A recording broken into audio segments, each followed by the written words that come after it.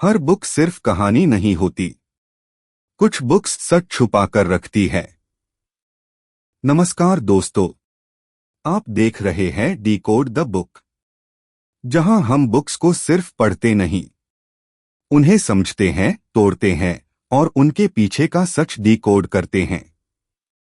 आज की वीडियो में हम डिकोड करने वाले हैं एक ऐसी किताब जो ग्लैमर नहीं, सिर्फ रियलिटी दिखाती है।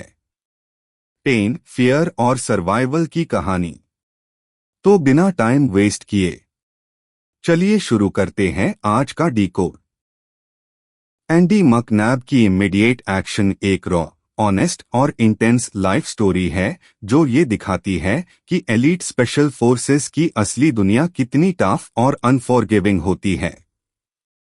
यह किताब किसी सुपर हीरो की कहानी नहीं है, बल्कि एक ऐसे इंसान की जर्नी है जो ब्रोकन चाइल्डहुड, गलत डिसीजंस और फियर से निकलकर दुनिया की सबसे डेंजरस मिलिट्री यूनिट सास का हिस्सा बनता है। एंडी का बचपन स्टेबल नहीं था। फैमिली टूट चुकी थी, पेरेंट्स का सपोर्ट नहीं था और लगातार जगह बदलने की वजह से उसके अंदर इनसिक्योरिटी और एंगर भर गया था। स्कूल में उसका मन नहीं लगता था और डिसिप्लिन नाम की चीज उसकी लाइफ में नहीं थी। धीरे धीरे वह रॉन्ग कंपनी में चला गया और पेट्टी क्राइम्स उसकी लाइफ का हिस्सा बनने लगे। उस समय एंडी खुद भी समझ चुका था कि अगर उसने अपनी डायरेक्शन नहीं बदली तो फ्यूचर या तो जेल में होगा या फिर खत्म हो जाएगा। उसे ब्रिटिश आर्मी ज्वाइन करने के लिए पुश किया। आर्मी उसके लिए सिर्फ एक नौकरी नहीं थी, बल्कि खुद को बचाने का एक मौका थी। आर्मी लाइफ इजी नहीं थी, लेकिन पहली बार उसे रूल्स, रूटीन और रिस्पॉन्सिबिलिटी का मतलब समझ आया। अर्ली ट्रेनिंग में फिजिकल पेन, स्ट्रिक्ट डिसिप्लिन और कांस्टेंट प्रेशर था, लेकिन एंडी को महसूस हुआ कि स्ट्रक्चर्ड लाइफ उसके केओस से भरे माइंड को कंट्रोल करने में मदद कर रही है। आर्मी में रहते हुए उसने सास यानी स्पेशल एयर सर्विस के बारे में सुना, जिसे दुनिया की सबसे सीक्रेट और डेंजरस मिलिट्री यूनिट्स में गिना जाता है। सास सोल्जर्स का काम होता है terrorist operations, hostage rescue, deep surveillance और एनिमी टेरिटोरी में सीक्रेट मिशंस। एंडी जानता था कि सास सिलेक्शन ऑलमोस्ट इम्पॉसिबल मानी जाती है, फिर भी उसने ट्राई करने का डिसीजन लिया। सास सिलेक्शन फिजिकल स्ट्रेंथ से ज्यादा मेंटल स्ट्रेंथ का टेस्ट होता है। कैंडिडेट्स को माउंटेन्स पर लॉन्ग डिस्टेंसेस वॉक करना पड़ता है, हैवी वेट कैरी करना होता है, वो भी बिना प्रॉपर रेस्ट और फूड के।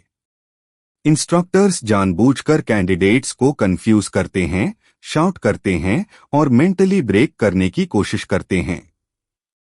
सिलेक्शन का असली मकसद ये देखना होता है कि कौन पेन में भी कंट्रोल रख सकता है और कौन गिव अप कर देता है। एंडी बताता है कि कई मोमेंट्स ऐसे थे जब बॉडी पूरी तरह एग्जॉस्टेड थी, लेग्स मूव नहीं कर रही थीं और माइंड बस एक ही बात कह रहा था, स्टॉप। लेकिन उसने सीखा कि पेन टेम्परेरी है और क्विटिंग परमानेंट। एंड में वही लोग सिलेक्ट होते हैं जो खुद से लड़ना सीख जाते हैं। करने के बाद एंडी सास का हिस्सा बनता है, लेकिन असली चैलेंज यहीं से शुरू होता है। सास लाइफ नॉर्मल आर्मी लाइफ से बिल्कुल अलग होती है। यहाँ कोई फेम नहीं, कोई मेडल्स नहीं और कोई रिकॉग्निशन नहीं। मिशंस कंप्लीटली सीक्रेट होते हैं और फैमिलीज तक को डिटेल्स नहीं बताई जाती। सास सोल्जर्स को दुनिया के अलग अलग हिस्सों में भेजा जाता है, डेजर्ट्स, जंगल्स, सिटीज और एनिमी कंट्रोल्ड एरियाज में। हर मिशन में रिस्क इतना हाई होता है कि एक छोटी मिस्टेक भी डेथ या कैप्चर में बदल सकती है। एंडी साफ कहता है कि रियल कॉम्बैट मूवीज जैसा नहीं होता। फियर हमेशा मौजूद रहता है, फर्क सिर्फ इतना होता है कि ट्रेन्ड सोल्जर्स फियर को कंट्रोल करना सीख जाते हैं। किताब का सबसे इंटेंस हिस्सा गल्फ वॉर से जुड़ा है। एंडी मकनैब एक सास पेट्रोल का हिस्सा होता है, जिसे इराक में डीप इनसाइड एनिमी टेरिटोरी भेजा जाता है। मिशन का मकसद एनिमी मिसाइल लॉन्चर्स को लोकेट करना और कोअलिशन फोर्सेस को इंफॉर्मेशन देना होता है। लेकिन मिशन शुरू होते ही प्रॉब्लम्स आने लगती हैं। खराब वेदर, गलत इंटेलिजेंस और अनएक्सपेक्टेड एनिमी मूवमेंट की वजह से पेट्रोल कॉम्प्रोमाइज हो जाती है। टीम को लगातार मूव करना पड़ता है, फूड और वाटर खत्म होने लगते हैं और कम्युनिकेशन ऑलमोस्ट टूट जाती है। सिचुएशन धीरे धीरे सर्वाइवल मोड में चली जाती है। एक एनकाउंटर के दौरान एंडी घायल हो जाता है और बाकी टीम मेंबर्स अलग अलग डायरेक्शंस में स्प्लिट हो जाते हैं। कुछ सोल्जर्स एस्केप करने में सक्सेसफुल होते हैं, लेकिन एंडी कैप्चर हो जाता है। यहीं से किताब का सबसे डार्क और पेनफुल फेज शुरू होता है। इराकी सोल्जर्स उसे पकड़ लेते हैं और ब्रूटल इंटेरोगेशन शुरू होती है। एंडी को बीट किया जाता है, टॉर्चर किया जाता है और मेंटली ब्रेक करने की कोशिश की जाती है। वह बताता है कि टॉर्चर सिर्फ बॉडी पर नहीं बल्कि माइंड पर ज्यादा असर डालता है। इंटेरोगेटर्स बार बार डर, कंफ्यूजन और आइसोलेशन का इस्तेमाल करते हैं ताकि प्रिजनर एंडी की सांस ट्रेनिंग उसकी सबसे बड़ी स्ट्रेंथ बनती है।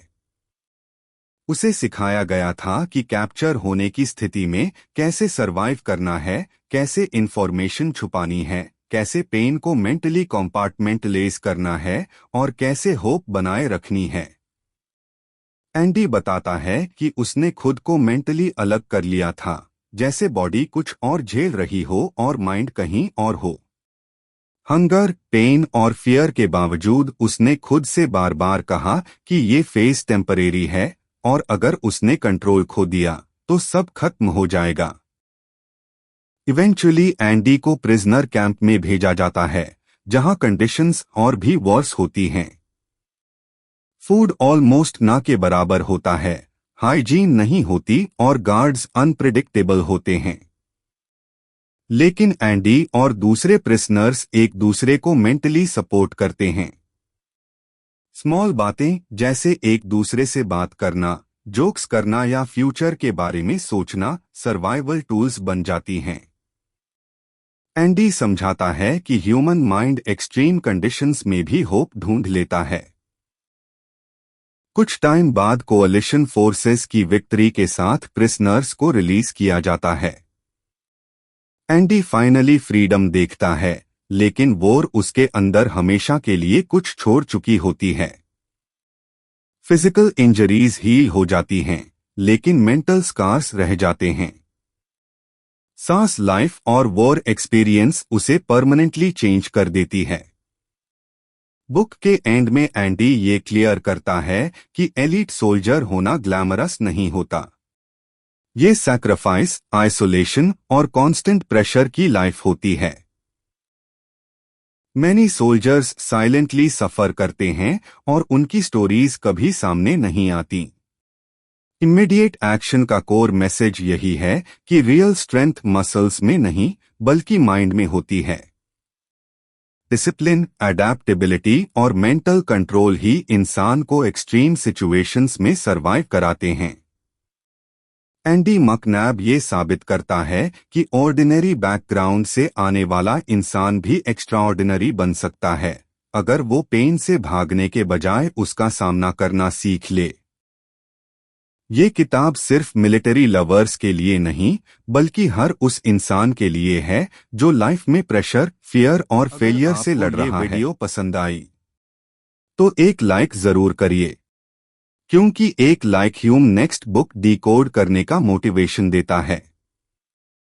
चैनल को सब्सक्राइब करना ना भूले, क्योंकि डिकोड द बुक पर हर वीडियो आपको सिर्फ स्टोरी नहीं बल्कि लाइफ का एक लेसन भी देगी। कमेंट में बताएं आप नेक्स्ट कौन सी बुक डिकोड करवाना चाहते हैं। मिलते हैं नेक्स्ट वीडियो में एक और कहानी के साथ, एक और सच को डिकोड करते हुए। Till then, keep reading, keep learning and keep decoding the book.